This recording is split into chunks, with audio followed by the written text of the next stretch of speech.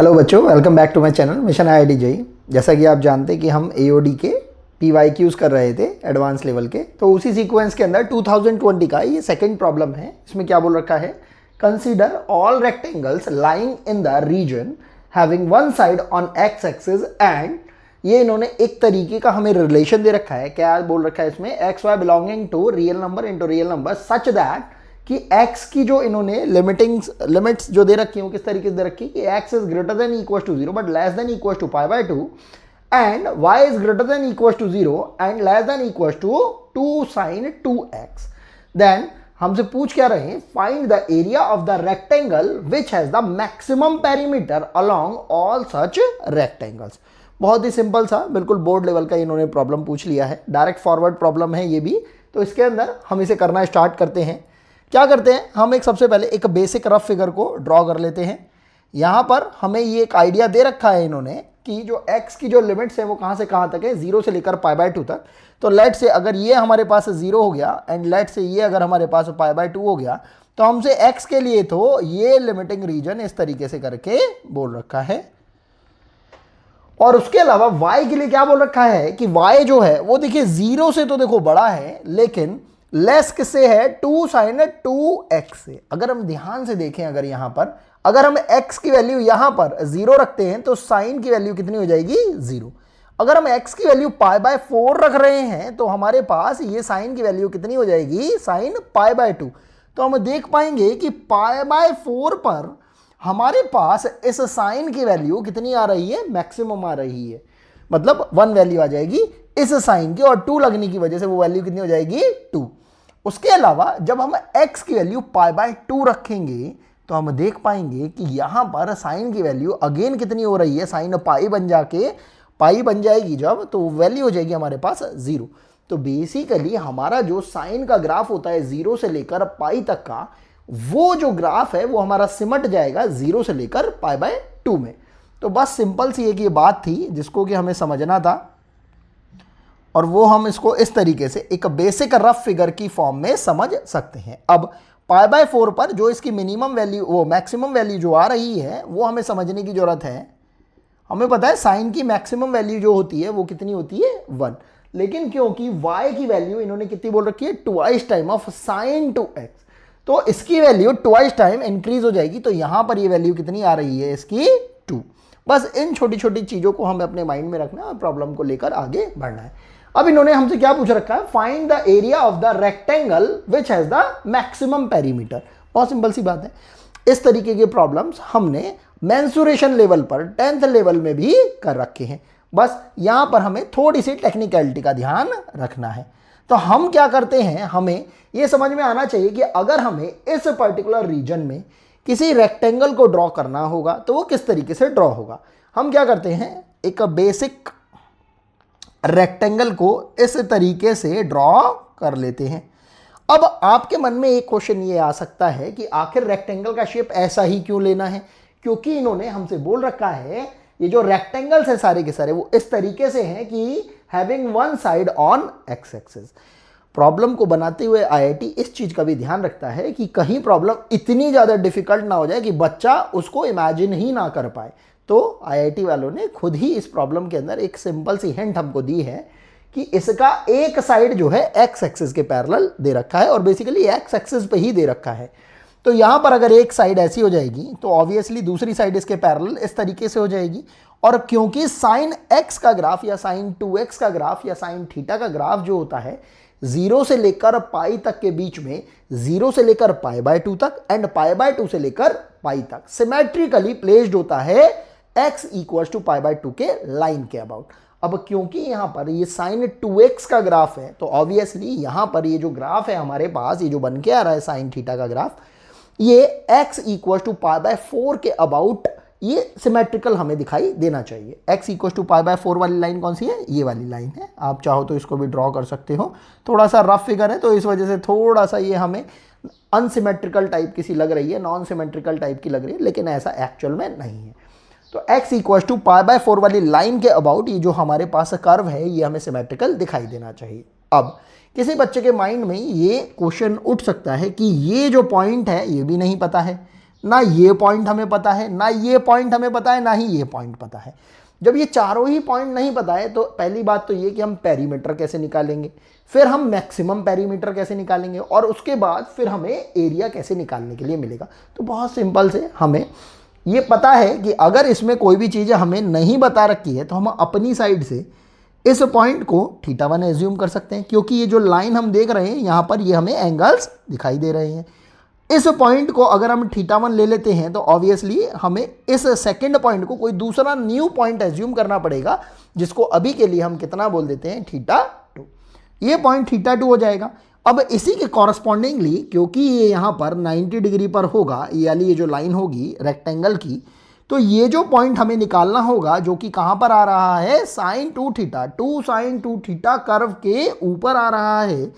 तो यहाँ पर हमें समझ में आना चाहिए कि इसका जो x कोऑर्डिनेट होगा, देखो ये पॉइंट तो θ1, 0 हो जाएगा, ये पॉइंट हो जाएगा हमारे पास θ2, 0। अगर हम कोऑर्डिनेट्स की अगर हम बात करने लगते हैं, और ये पॉइंट हो जाएगा हमारे पास θ1, अगर हम ध्यान से देखिए ये कर्व किसका है, 2 sin 2x का।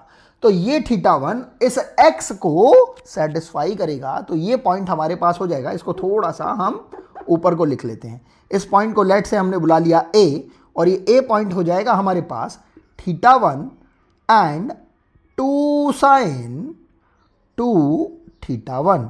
इतनी बात ही हमें समझ में आनी चाहिए। अब उसी के कॉरस्पॉन्डिंगली जब हम इस पर्टिकुलर पॉइंट की इस ऊपर वाले पॉइंट को जब हम कैलकुलेट करना चाहेंगे, तो लेट से अभी के लिए अगर हम इसको b बुला देते हैं, तो ये b पॉइंट हो जाएगा हमारे लिए, देखिए θ2 जो कि बेसिकली x कोऑर्डिनेट को रिप्रेजेंट कर रहा है। तो x कोऑर्डिनेट तो कितना हो जाएगा, θ2 ही हो जाएगा। और अगर हम y कोऑर्डिनेट को देखेंगे तो y कोऑर्डिनेट हमें किससे मिल जाएगा, इस 2 sin 2x से। तो ये कितना हो जाएगा, 2 sin 2θ2। मुझे लगता है कि इतनी ये जो बात है ये हमें बेसिक लेवल पे समझ में आनी चाहिए। अब अगर हम ध्यान से देखें, यहाँ पर ये जो लेंथ है हमारे पास और ये जो लेंथ है हमारे पास सिमेट्रिकली आ रही है।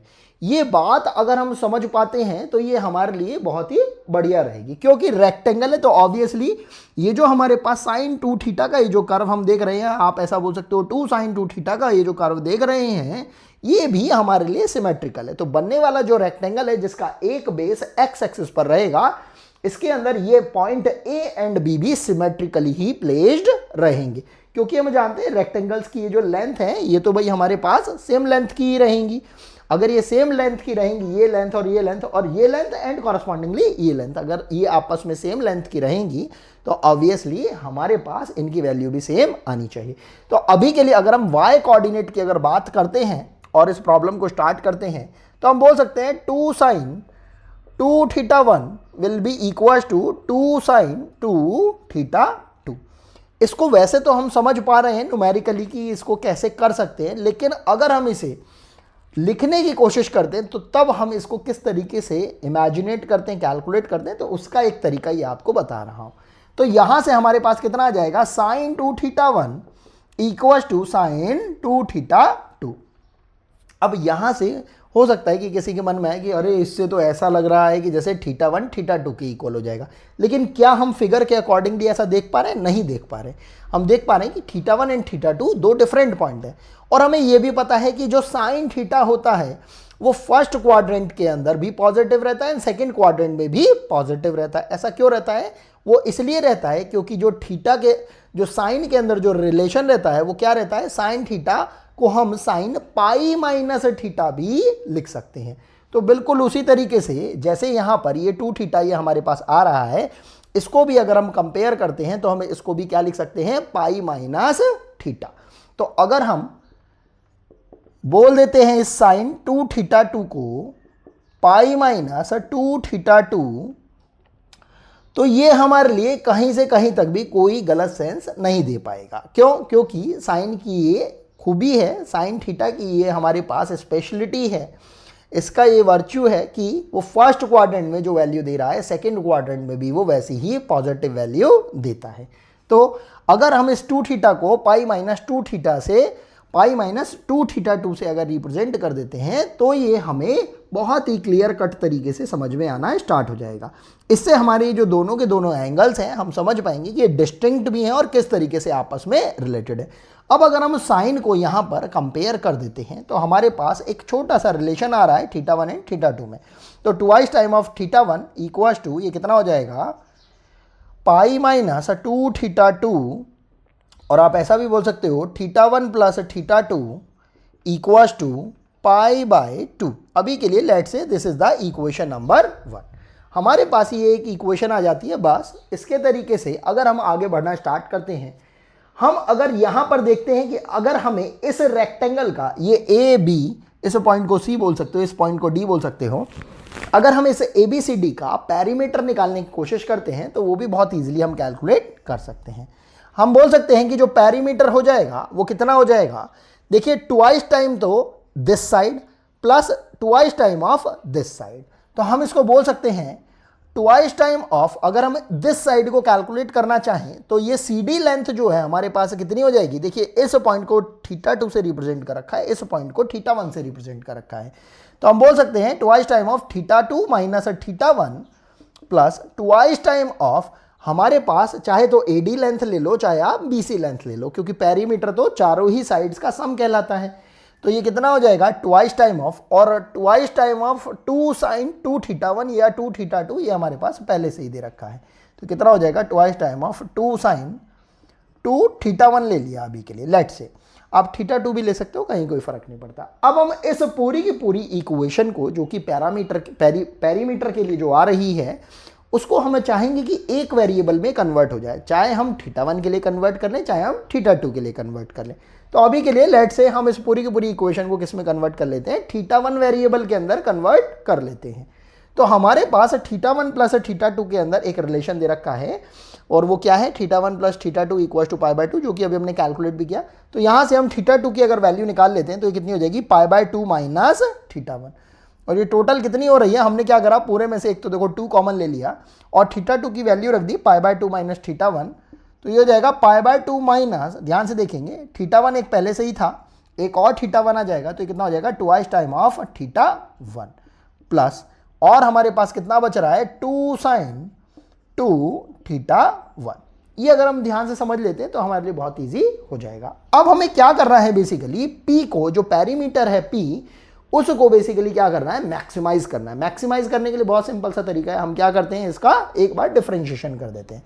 जैसे ही हमने P डैश निकाल दिया, इसका मतलब या तो d/dθ1 ऑफ P लिख दो चाहे आप P डैश लिख दो, किसके रेस्पेक्ट में, θ1 के रेस्पेक्ट में, क्योंकि θ1 भी वेरिएबल है θ2 भी वेरिएबल है हमारे पास, लेकिन दोनों ही वेरिएबल किस तरीके से एसोसिएटेड है, इस तरीके से। तो यहाँ से P डैश कितना आ जाएगा, हम यहाँ से देखेंगे ट्वाइस टाइम ऑफ, देखिए π/2 तो हमारे पास कांस्टेंट है तो ये तो हो जाएगा 0 माइनस θ1 को जब हमने डिफरेंशिएट करा θ1 के रेस्पेक्ट में तो आ गया कितना हमारे पास 2 × 1, तो -2 ही रह जाएगा। उसके अलावा प्लस जब हम इस 2 से आगे बढ़ेंगे तो sin 2θ हमारे पास डिफरेंशिएट कितना हो जाएगा, cos ऑफ 2θ1 इंटू, फिर इस 2θ1 को भी जब हम डिफरेंशिएट करेंगे तो एक 2 भी यहाँ पर आ जाएगा। इसको थोड़ा सा सिंप्लीफाई कर लेते हैं, कितना हो जाएगा ट्वाइस टाइम ऑफ माइनस का 2 plus 4 times of cos of 2θ1। अब हमें इसे देख के इतनी तो बात समझ में आ रही है कि हमारे पास जो भी मिनिमम या मैक्सिमम वैल्यू आ रही होगी पैरीमीटर की, वो इस P डैश को, ये जो हमने पैरीमीटर निकाला है इसका वन टाइम डिफरेंशिएशन निकाला है, उसको 0 पुट करके ही आएगी।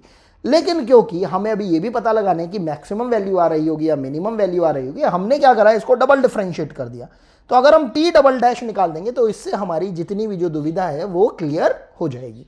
हम देख रहे हैं ये बाहर वाला 2 तो एज इट इज रहेगा क्योंकि मल्टीप्लिकेशन के अंदर है, और ये जो माइनस का 2 कांस्टेंट था ये कितना हो जाएगा 0 डबल डिफरेंशिएशन करने पर, और प्लस, इस प्लस को अभी के लिए अभी हम हटा देते हैं और ये 4 को एज इट इज लिखा, और cos 2θ को जब हमने डिफरेंशिएट करा तो ये हमें कितनी वैल्यू दे रहा है, minus times of sine of 2θ1, और इस 2θ1 को भी जब हम डिफरेंशिएट करेंगे तो कितना आ जाएगा हमारे पास 2। हम देख पा रहे हैं P डबल डैश, ये जो हमने ये जो निकाला है बेसिकली, ये जो हमने डबल डिफरेंशिएशन ऑफ पैरीमीटर को कैलकुलेट करा है, उसके अंदर देखो 2 ये भी प्लस है, ये 4 ये भी प्लस है, ये जो 2 है ये भी हमें प्लस वैल्यू दे रहा है, मतलब जो कांस्टेंट टर्म है वो हमारे पास कैसी है, प्लस है। 8 आ रही है हमारे पास, कितनी 16 आ रही है। लेकिन ये जो साइन 2 थीटा 1 है हमारे पास, ये कैसी वैल्यू के साथ है, नेगेटिव। तो हमारे पास ये जो ओवरऑल वैल्यू आ रही है डबल डिफरेंशिएशन की, किसकी, पेरीमीटर की, वो कैसी आ रही है, नेगेटिव। अगर हम यहाँ पर थोड़ा ध्यान से सोचें, हमें याद आएगा कि जब पेरीमीटर के अंदर मतलब जब डबल डिफरेंशिएशन के अंदर जब हमारे पास नेगेटिव वैल्यू आ रही होती है, तो नेगेटिव वैल्यू किसको इंडिकेट करती है, मैक्सिमम वैल्यू को। और जब डबल डिफरेंशिएशन की वैल्यू जब पॉजिटिव आ रही होती है, तब हमारे पास वैल्यू कैसी आती है, मिनिमम वैल्यू। तो इस छोटी सी चीज़ को हमें ध्यान रखना है, और इसी के बेसिस पर फिर अब हम क्या करते हैं, अपना जो सिंगल डिफरेंशिएशन था, जो हमने पेरीमीटर को 1 टाइम डिफरेंशिएट किया था, उसको हम 0 के इक्वल पुट कर देते हैं। और जैसे ही हम इसे 0 के इक्वल पुट कर देते हैं, हमारे पास थीटा 1 की वैल्यू आ जाएगी। ये कितना हो जाएगा हमारे पास, cos 2 थीटा 1, क्योंकि ये टोटल 4 था ये हमारे पास, तो ये कितना हो जाएगा हमारे पास 1/2। और हम समझ पा रहे हैं कि जो cos थीटा की हाफ वैल्यू जो आती है वो किस पर आती है, π/3 पर, मतलब 60 डिग्री पर। तो अगर हमने cos ऑफ π/3 वैल्यू इसकी ले ली, तो हमारे पास यहाँ पर थीटा 1 की वैल्यू कितनी आ रही है, हम देख पा रहे हैं π/6। थीटा 1 की वैल्यू आ चुकी है हमारे पास π/6। बस अब हमें क्या कैलकुलेट करना है, एरिया ऑफ रेक्टेंगल। ये वो वैल्यू होगी जिस पर पेरीमीटर हमारी इस रेक्टेंगल की क्या हो रही है, मैक्सिमम हो रही है। तो हमने एरिया को कैलकुलेट करा, इसको हमने कैपिटल ए से रिप्रेजेंट कर दिया। तो हम समझ पा रहे हैं इस ABCD रेक्टेंगल के एरिया को निकालने के लिए एक तो हमें ये CD लेंथ चाहिए और एक ये AD लेंथ चाहिए। CD लेंथ के लिए हमारे पास ये वैल्यू कितनी थी, थीटा 2 माइनस थीटा 1, एंड इसकी AD लेंथ कितनी थी हमारे पास, twice time of sine 2 theta 1। हम चाहें तो इसको पूरे के पूरे को कैलकुलेट कर सकते हैं। कैसे, थीटा 2 तो भाई हमें पता है कितनी है, π/2 माइनस थीटा 1 है। तो यहाँ से थीटा 2 हमारे पास कितनी आ जाएगी, π/2 माइनस थीटा 1, और थीटा 1 तो अभी आपने निकाला π/6, तो ये वैल्यू कितनी आ जाएगी आपके पास, π/3। और थीटा 1 तो अभी आपने कैलकुलेट कर ही लिया था, वो π/6 आ रहा था। तो जब थीटा 2 माइनस थीटा 1 निकालेंगे तो बेसिकली हमारे पास π/3 माइनस π/6 कितनी वैल्यू आ जाएगी, π/6। एंड ये 2 रहेगा ही रहेगा हमारे पास। एंड साइन 2 थीटा 1 मतलब π/6 जब यहां पर रखेंगे तो ये π/3 हो जाएगा। एंड साइन π/3 की वैल्यू मतलब साइन 60 डिग्री की वैल्यू √3/2 हो जाएगी। तो हमारे पास वैल्यू कितनी आ रही है, √3π होल डिवाइडेड बाय 6। तो हमारे पास जो फाइनल आंसर आ रहा है वो कितना आ रहा है, √3π डिवाइडेड बाय 6। इसको चाहे तो आप और सिंप्लीफाई कर सकते हो, क्योंकि 6 को आप कितना बोल सकते हो, 2 × 3, और इस √3 से इस 3 के आप फ्रैक्शन को चेंज कर सकते हो, और आपके पास वैल्यू कितनी आ जाएगी, आप बोल सकते हो π/2√3। तो हमारे पास ये 2 तरीके के आंसर आ रहे हैं। जिस भी तरीके का आंसर हमें प्रॉब्लम शीट के अंदर दे रखा होगा, हम उसी को ही टेक कर देंगे। तो हमारा रिक्वायर्ड आंसर कितना हो जाएगा, π/2√3। आई होप आपको ये प्रॉब्लम समझ में आई होगी। मिलते हैं आपसे नेक्स्ट वीडियो के अंदर एक और प्रॉब्लम के साथ, इसी 2020 की। अभी के लिए थैंक्स फॉर वॉचिंग।